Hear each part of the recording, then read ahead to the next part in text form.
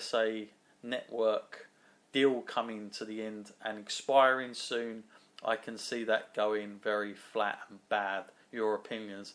Well, I think we've pretty much summed up what we think about the whole thing, Tommy. But yes, you're quite right. WWE, it's not that far off when they have to renegotiate with the USA Network. And trust me, the figures are not looking great anymore. They're not the juggernauts that they once were. And, they've tried to add SmackDown to the same network, and that hasn't been doing well. So, Matt, in terms of their TV deal, they've got to be careful, surely, because it's one thing to have the network, but if you lose your TV revenue, you're in big trouble then. And I don't know how they get past that. So they've got to start sorting something out. Will they do it, Matt, or do you think they're just going to keep aggressive on this hardcore fan base that they have? They've always had a good mind for business, haven't they? And they've survived this long, a hell of a long time. Mm-hmm. And they always harp on about, like, their longest-running episodic TV show in history. Yeah. So, maybe they will turn it around, but they'll have to be pretty drastic now at this point, because these decisions that they're doing are getting weirder and weirder. And I know, like, we talk about the Attitude Era, and it was great because they took risks. But, man, like, the stuff like we just saw with Goldberg, that's not a risk. That's like, I don't know how you couldn't see how bleak the outcome would be from that. Okay. Razor Fang, interesting name. Nakamura and Brock, the two most over guys, they both get beat over this weekend. One word, stupid. That's what he thought about it, and yes, both of them did lose, and that's actually a potential match I would have loved to have seen, and I still do hope to see somewhere down the line. But again, the build up to that's probably been a lot of the magic's been lost out of that somewhat over this weekend. I think it's fair to say. What we got now? Let's DX1, he's back. NXT was better than Survivor Series. What do you think? No, I wouldn't. For me, it wasn't as better. It was good, but I probably would give Survivor Series, even with that diabolical ending, I'd give Survivor Series a nod. What about you, Matt? Yeah, no, the star quality was definitely on the main kind of Survivor Series. I mean, NXT, like you say, was good, but just the matchups weren't entirely thought out great. Like Ty Dillinger, Bobby Roode, and that didn't really work out for me. And the tag team tournament final, nah. Sure. Okay, now we've got a question from Kevin. Hated everything about Survivor Series, especially the ending. Tell me, why do people even like Goldberg? He seems ignorant and like the guy thinks he's in his 20s. No, we're clearly not a Goldberg fan here, but Matt, is there a real reason people like Goldberg? Is it just a nostalgic? I gotta say, he's probably not alone there. I mean, from what I've heard, there's many a wrestler who is not a fan of Goldberg.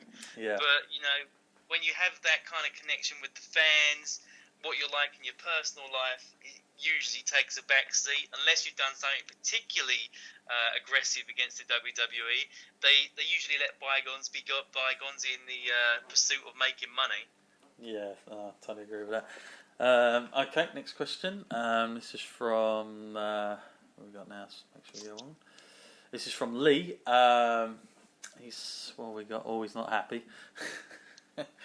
And Lee says, "Tell me, how the freaking hell does a 50-year-old guy who has not wrestled for the past 10 plus years beat a former UFC heavyweight champion who only just fought this year at UFC 200 and who won the streak and completely destroyed John Cena a few years ago?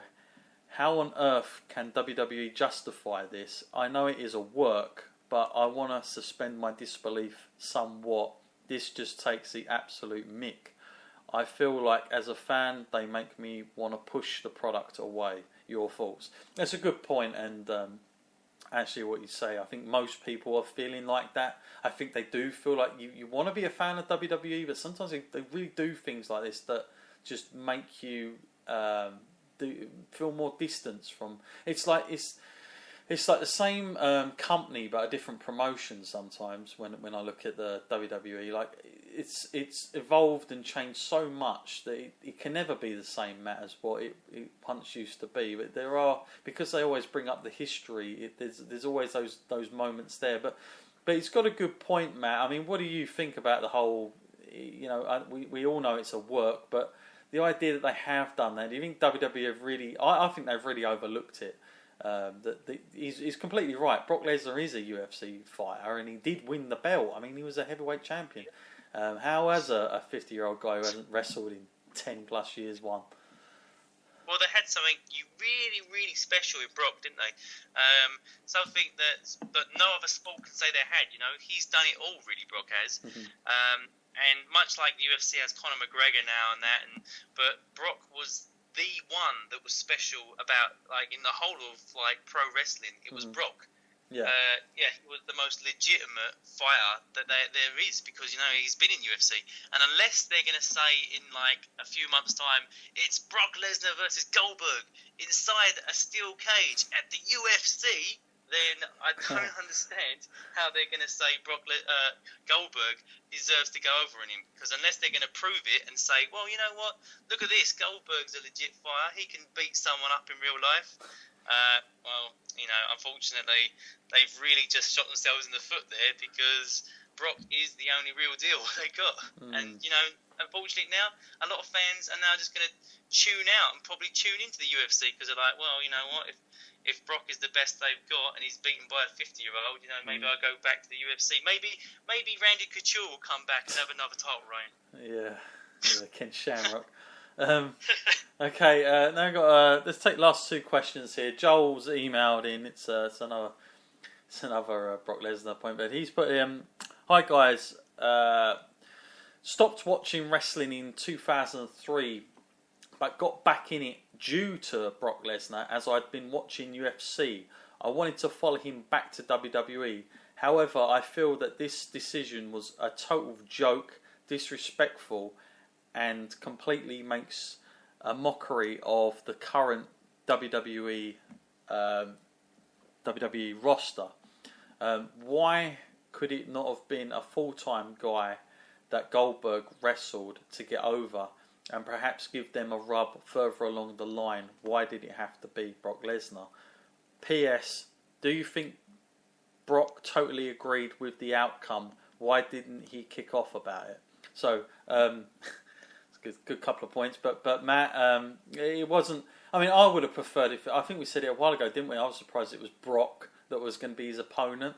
Perhaps he's right. Perhaps even though it would have sacrificed the full-time guy, maybe if they would have got the rub back in the end, it would have come full circle, and perhaps a Rusev or an Owens or that sort of thing would have been better. A Braun Strowman, I don't know. Maybe that would have been the way to go, Matt. What do you think about that? Was there anybody else that sort of you said, yes, that's... I mean, how about Ryback and then get rid of him?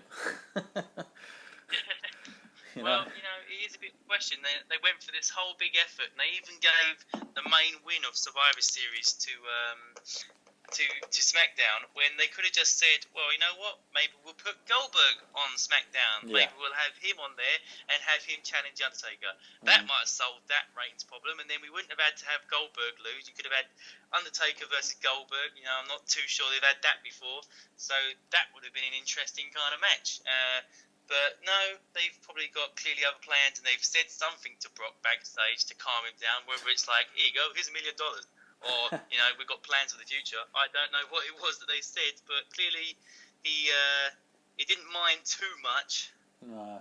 Yeah, trust me, I think it's pretty obvious that, I mean, you saw it against Randy Orton a little bit. You could tell there was a personal problem between those two, but I think in this one, I think they do get on outside the ring, and there's no way Brock would have done... He wouldn't have worked like that and sold the way he did. I mean, you look at the way Brock sold, man. It wasn't like he was selling unwillingly. He was still laying in the ring when Goldberg left.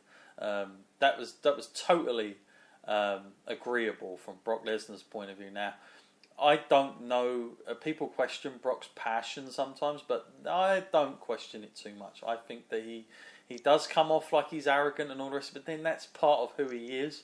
and you kind of like him for it sometimes. But I don't think he would have had a problem the way it all went down, because if you look at it, it's so structured well. So yeah. Okay, let's now go for perhaps the last question on this one.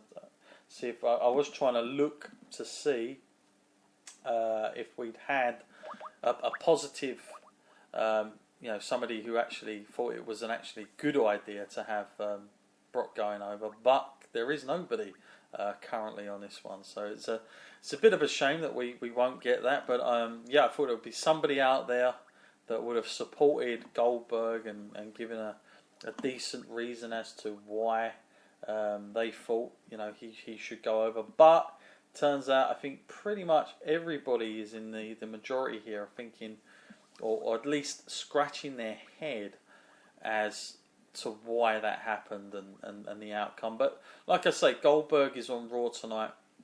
We might see like the reasoning behind it. We might see an eventual outcome, and what was this all about, etc., etc. That potentially could happen. I hope it does happen, but I'm very much of the conclusion that we won't. But it's certainly got us all talking. I mean, they've done well there, haven't they? But just talking for the wrong reasons. I want to make a point now, saying next week we're going to be back on a regular show for our podcast. We're going to be coming back with our normal stuff.